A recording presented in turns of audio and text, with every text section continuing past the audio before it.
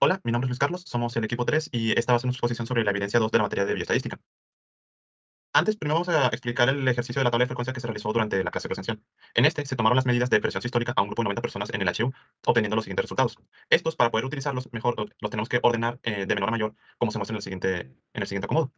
Una vez realizado esto, ya podemos construir una tabla de frecuencia tomando en cuenta las 7 clases y límites ya establecidos, en el cual tenemos el número de clase, los límites, que en este caso al inferior se le resta 0.5 y al superior se le aumenta 0.5. También, aparte de esto, tenemos la frecuencia, que es la cantidad de datos que están dentro de ese grupo. Para obtener la frecuencia relativa, tenemos que dividir esa frecuencia entre el número total de datos, que en este caso es 90, y nos tiene que dar la suma al final un valor muy aproximado a 1, debido a que estamos redondeando a dos decimales. Para la frecuencia relativa porcentual, la expresamos en modo de porcentaje y la multiplicamos por 100. Para la frecuencia acumulada, esta es la suma absoluta de todas las frecuencias que están en ese grupo, y lo que está haciendo es sumar poco a poco todas las frecuencias hasta obtener el 90, que es hasta el final. Para la frecuencia acumulada relativa, se divide la frecuencia acumulada entre el número total de datos y la frecuencia acumulada relativa porcentual multiplicando por 100, como en la frecuencia anterior. Luego se nos pide sacar la marca de clase, el rango y la amplitud. Para el caso del rango es más que nada la diferencia entre los extremos de los datos, que es la resta del dato mayor menos el dato menor, que en este caso es 150 y 80, obteniendo como rango 70. Para la marca de clase tenemos que sumar los límites reales, que en este caso es el superior y el inferior, y esto dividirlo entre dos, como se acomoda en la figura. Y en el caso de la amplitud es simplemente el límite superior real menos el límite inferior real de cada uno de los grupos. Hola, mi nombre es Mauricio Luna Escobedo y yo les voy a hablar sobre el ejercicio 1, tanto la primera parte como la segunda parte. En el ejercicio se nos presenta la siguiente tabla que nos da el peso en gramos de los recién nacidos y la talla en centímetros de los recién nacidos. Con ayuda de estos datos vamos a encontrar las medidas de tendencia central y dispersión de datos no agrupados para los datos que acabo de mencionar. Es decir, encontraremos la media aritmética, mediana, moda, rango, desviación promedio, variancia, desviación estándar y coeficiente de variación. Empezamos con los pesos en gramos de recién nacidos. Para la media aritmética no es necesario ordenar los datos y tenemos que utilizar la siguiente fórmula que se nos presenta, la cual dice que la media es igual a la sumatoria de todos los datos del conjunto que se nos presenta dividido entre el número total de datos. Para este caso manejaremos dos decimales. Sustituyendo los datos nos da que la media tiene un valor de 3102.55 gramos. Para la mediana se necesitan ordenar los datos de menor a mayor y se aplica la siguiente fórmula, la cual dice que se deben de sumar los dos datos centrales y dividir el valor entre dos. Realizando la sustitución nos da que la mediana tiene un valor de 3212. Para la moda. En este caso, se ordenan los datos para visualizar mejor los datos repetidos. La moda son los datos que más se repiten. Como en este caso no se repite ningún dato, no existe una moda. En el rango se ordenan los datos de menor a mayor para visualizar mejor el valor máximo menos el valor mínimo. Sustituimos estos datos en la fórmula que nos dice que el rango es igual al valor máximo menos el valor mínimo y nos da como resultado que el rango es igual a 2165 gramos. Se realiza la siguiente tabla ya que se buscan las medidas de dispersión del peso en gramos de recién nacidos.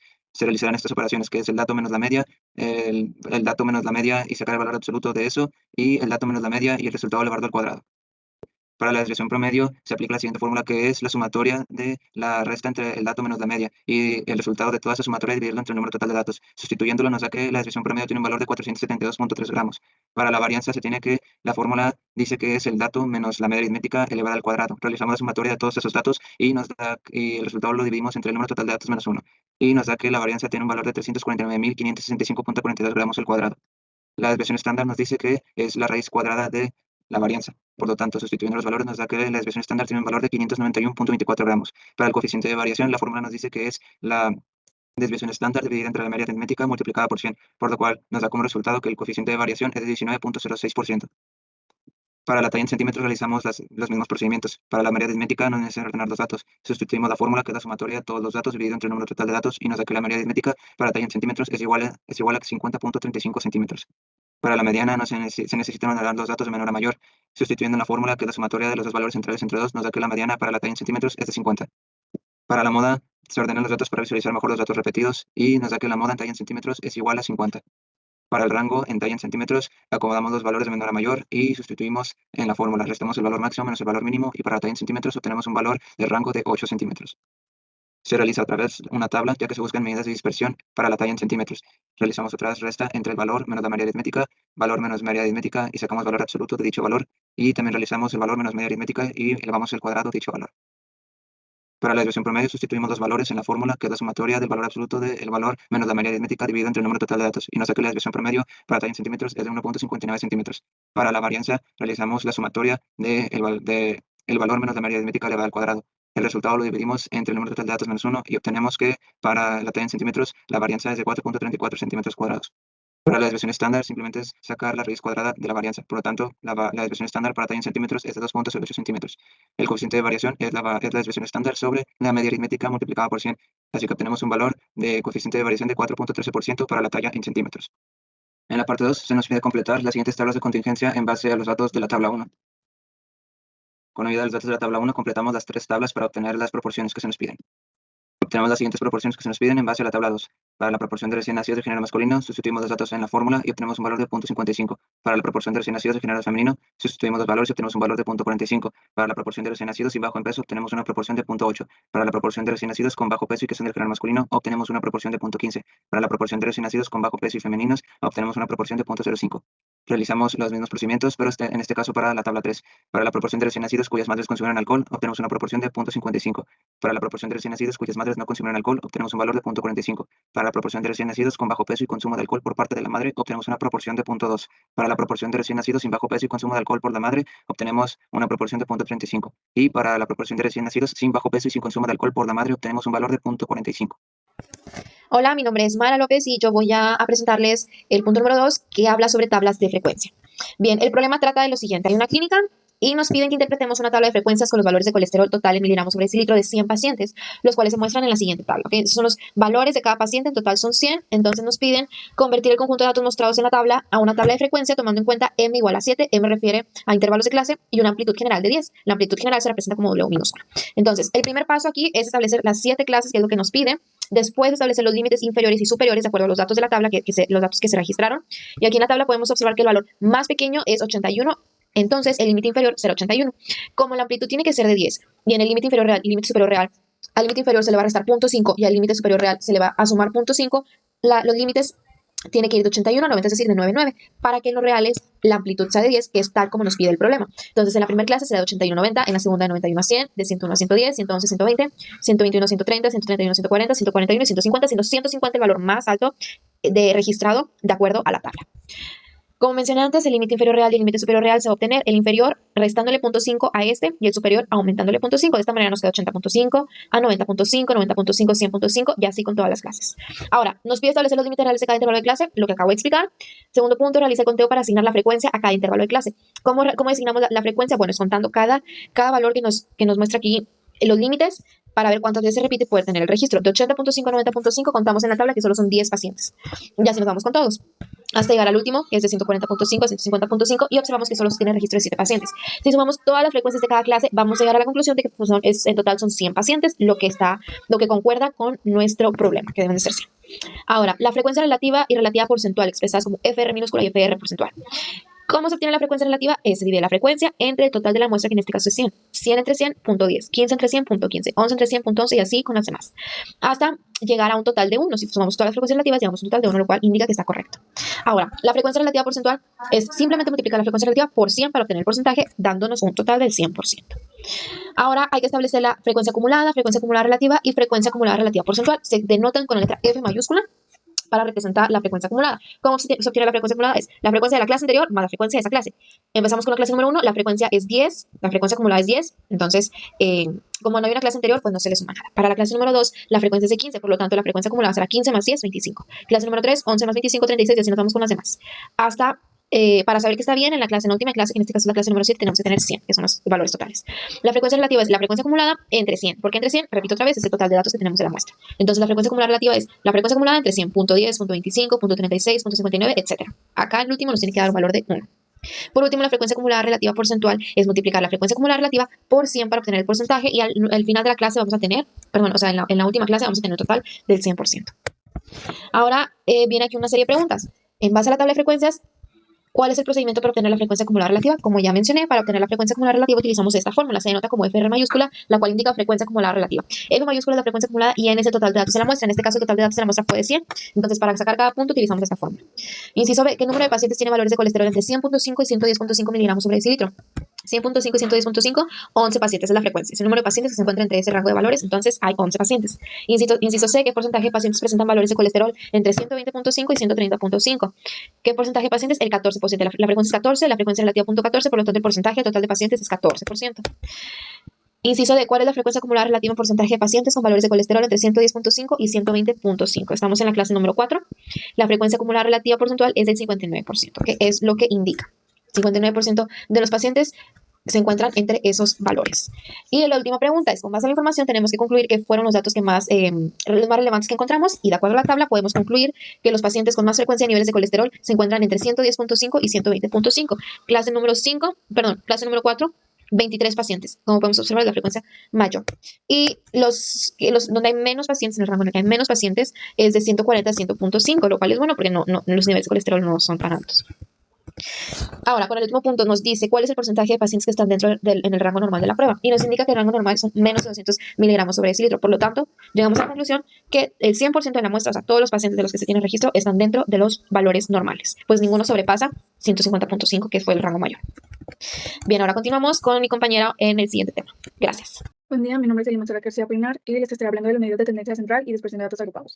Se nos dio el siguiente problema, el cual nos dice, con el motivo de ser práctica del servicio social, durante una semana se tomó registro de la estatura de los pacientes y estos se colocaron en la siguiente tabla y nos dice que completemos la tabla con los datos y columnas necesarias. El inciso A nos pide cuál es la amplitud en general de la tabla. Hacemos uso de la fórmula, sustituimos los datos y obtenemos la amplitud de 0.05 metros. En el inciso B nos piden cuál es el procedimiento para obtener la frecuencia acumulada, que esta es el total de datos acumulados hasta el límite superior real de cada clase. Este se obtiene sumando las frecuencias hasta un determinado punto, es decir, se suman las frecuencias anteriores al valor que se estaba considerando para obtener las frecuencias acumuladas correspondientes y con esta fórmula podemos ver lo anteriormente dicho. El inciso C nos pide calcular la media aritmética. Utilizamos esta fórmula y estas columnas son las que vamos a utilizar. Esta sumatoria es la que necesitamos, le sustituimos a la fórmula y obtenemos que la media es de 1.62 metros. Se nos puede calcular la mediana, hacemos uso de esta fórmula y en esta primera calculamos n entre 2, que es 93.5, y esto tiene que ser mayor o igual a la frecuencia acumulada. Identificamos cuál sería y sería esta fila. Identificamos la frecuencia acumulada anterior, la frecuencia absoluta, la amplitud y el límite inferior real. Sustituimos los datos en la fórmula y obtenemos que el mediano es de 1.63 metros. En el inciso B nos pide obtener la moda. Primero identificamos cuál es la frecuencia que más se repite y vemos que es 67. Calculamos de 1 y de 2, que de 1 es la frecuencia menos la frecuencia anterior, y de 2 es la frecuencia menos la frecuencia posterior, la amplitud, que es 0.05, el límite inferior real de esta frecuencia, que es 1.6, y sustituimos los datos y obtenemos una moda de 1.64 metros. Ahora nos piden calcular el percentil 5, el cual hacemos uso de esta fórmula, calculamos K por N entre 100, tenemos este dato tiene que ser mayor o igual a la frecuencia acumulada, identificamos la fila, identificamos estos datos, los sustituimos en la fórmula y obtenemos que de 1.46 metros. Se nos pide calcular el percentil 73. De la misma manera como el percentil 5, calculamos K por N entre 100. Este dato tiene que ser mayor o igual a la frecuencia acumulada y vemos que sería esta fila. Identificamos los datos necesarios para la fórmula y obtenemos que es 1.67 metros. Ahora se nos pide calcular el percentil 42. Calculamos K por N entre 100, que es 78.54 y que tiene que ser mayor o igual a la frecuencia acumulada. Vemos que es esta fila, identificamos los datos necesarios para la fórmula, los sustituimos y obtenemos que el percentil 42 es 1.62 metros. Se nos pide obtener la varianza, estas son las columnas que vamos a utilizar y esta es la fórmula que vamos a utilizar. Necesitamos la sumatoria de esta columna en específico, la sustituimos en la fórmula y obtenemos que es 0.005 metros al cuadrado. Se utilizaron 3 decimales para obtener una mejor precisión. Ahora calculamos la desviación estándar, hacemos uso de estas columnas, son las que necesitamos. Esta es la sumatoria que necesitamos para sustituir en la fórmula. Sustituimos los datos y obtenemos que la desviación estándar es de 0.07 metros. Ahora se nos pide calcular el coeficiente de variación. Necesitamos estas columnas que son las columnas necesarias para calcular la desviación estándar y la media aritmética. Y obtenemos que el coeficiente de variación es de 4.32%. Y por último, se nos pide especificar qué columnas en la tabla son necesarias para calcular cada uno de los incisos anteriores. Y aquí lo puse de forma textual, del inciso C hasta el K. Sería toda mi parte. Continuamos con mi compañero. Ahora para el punto 5 lo que tenemos que hacer es, una vez se resolvieron los problemas y se revisaron las tablas, podemos utilizarla.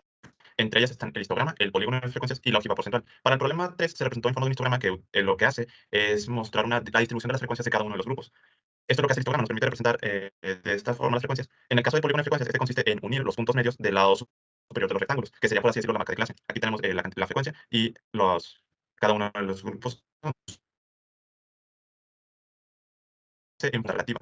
Y en el caso de la línea horizontal, esto utiliza los límites superiores reales.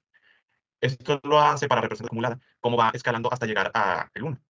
Ese fue para el caso del problema 3. Para el caso del problema 4 es prácticamente la misma cantidad de resultados, el mismo procedimiento, solo que en lugar de utilizar en el caso anterior, que era la unidad miligramos sobre decilitro, en este caso simplemente sería metros. Hola, mi nombre es Víctor Daniel Martínez Treviño y yo les voy a hablar sobre la pregunta número 6. Mencione cuándo se usan las medidas de tendencia central y dispersión en datos no agrupados y cuándo en datos agrupados. Las medidas de tendencia central, lo que viene siendo la moda, la media, el promedio, se utilizan para analizar los datos a mitad de su distribución. En datos no agrupados se utilizan cuando se tiene una muestra pequeña o una población completa de datos individuales. En este caso se utilizan 3 ecuaciones principalmente, lo que son el promedio, la mediana y la moda. El promedio representado por una X con una línea horizontal arriba, el segundo con una X y una línea curveada, y el último por la X con un acento circunflejo en la letra. El promedio se define como la sumatoria de todas las observaciones dividido el conjunto total, o sea, la sumatoria de todos los datos dentro del conjunto individual dividido el número de datos que son dentro del conjunto. La mediana se define como el valor en medio del conjunto dentro cuando este está ordenado de menor a mayor. En este caso, si el conjunto es par, va a haber dos valores al centro, por lo cual se debe de calcular el promedio o la media aritmética de esos dos valores para poder calcular su mediana. Por último tenemos la moda, que es el valor que más se repite en el conjunto. Simplemente el valor que más frecuencias tenga dentro de un conjunto de datos individuales será la moda, y puede ser unimodal, bimodal, trimodal y amodal. O sea, ya a partir de cuatro modas para arriba ya se considera que el problema no tiene modas porque demasiados datos se repiten muchas veces. Luego, si tenemos que este conjunto de datos está muy espaciado, se puede cuantificar su dispersión mediante la varianza, la desviación estándar, el coeficiente de variación y el rango. El rango se define como el valor más grande del conjunto menos el valor más pequeño del conjunto. En este caso, si yo tengo un conjunto de, por ejemplo, 20 datos y mi mayor valor es un 20 y mi menor valor es un 3, pues el rango sería de 17. Quiere decir que entre mi menor valor y mi mayor valor hay 17 valores de diferencia. 17 magnitudes de diferencia. Después tenemos la varianza, que se analiza como la sumatoria de las observaciones menos el promedio al cuadrado dividido, si es una población, el número de datos en n, y si es una muestra, es el número de datos n menos 1. En este caso, lo que calcula la varianza es un valor que después, al sacar la desviación, la raíz cuadrada, podemos calcular otro valor que sí, digamos, es útil para nosotros analíticamente hablando, que es la desviación estándar. La desviación estándar nos dice exactamente, de una manera cuantificada, qué tan lejos con respecto a la media están los datos. Por ejemplo, si yo tuviera una varianza de 36 y una desviación estándar de 6, esto quiere decir que mis datos están desviados 6 por arriba o 6 por abajo con respecto a la media. O sea, si yo tuviera, por ejemplo, una media de 6 y mi desviación estándar fuera de 6, sería que mis datos están variando entre 12 y 0. Entre 12 y 0, considerando que la media está en 6.